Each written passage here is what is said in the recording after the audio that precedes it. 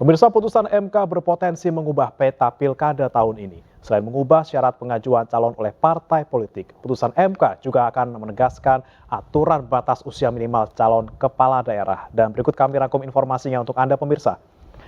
Yang pertama, putusan MK terkait dengan syarat bagi partai politik maupun gabungan partai politik untuk mengajukan calon kepala daerah. Ini di pasal 40 Undang-Undang Nomor 10 Tahun 2016 tentang Pilkada.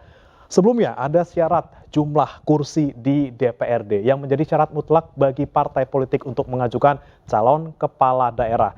Itu pun partai harus minimum memiliki 20% jumlah kursi atau 25% akumulasi perolehan suara sah dalam DPRD.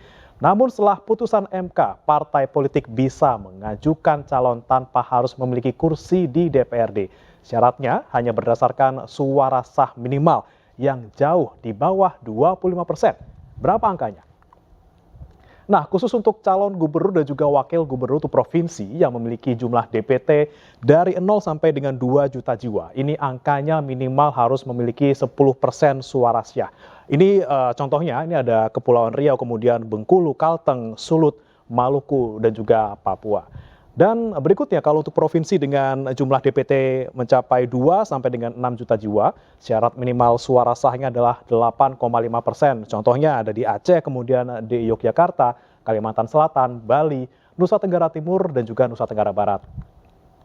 Dan berikutnya pemirsa, untuk provinsi dengan DPT dengan jumlah 6 sampai dengan 12 juta jiwa, angkanya 7,5%. Nah, ini yang masuk dalam kategori ini adalah tentunya Jakarta, pemirsa. Ada Sumatera Utara, Banten, dan juga Sulawesi Selatan. Dan untuk provinsi dengan jumlah lebih dari 12 juta jiwa, ini syarat minimalnya adalah lebih rendah, 6,5%. Contohnya ada Jawa Barat, kemudian Jawa Tengah, dan juga Jawa Timur. Nah, selain terkait dengan syarat parpol mengajukan calon, putusan MK yang baru ini juga mengatur terkait dengan batas usia calon kepala daerah. Batasnya masih sama di 25 tahun untuk bupati ataupun wali kota dan juga untuk cagup dan juga cawagup ini 30 tahun. Namun sekali lagi ditegaskan untuk batas minimal usia ini berlaku sejak penetapan pasangan calon, bukan saat pelantikan.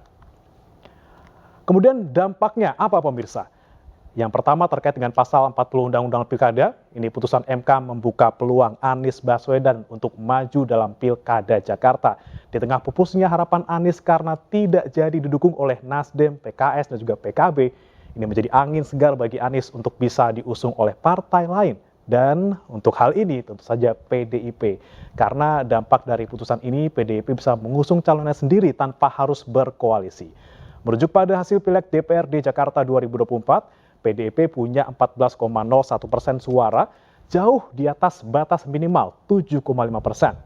Sementara itu, putusan MK yang lainnya pemirsa terkait dengan batas usia calon kepala daerah, Ketua Umum PSI Kaisang Pangarep jadinya tidak bisa maju dalam Pilkada Jakarta karena pada saat penetapan pasangan calon, usia Kaisang belum 30 tahun.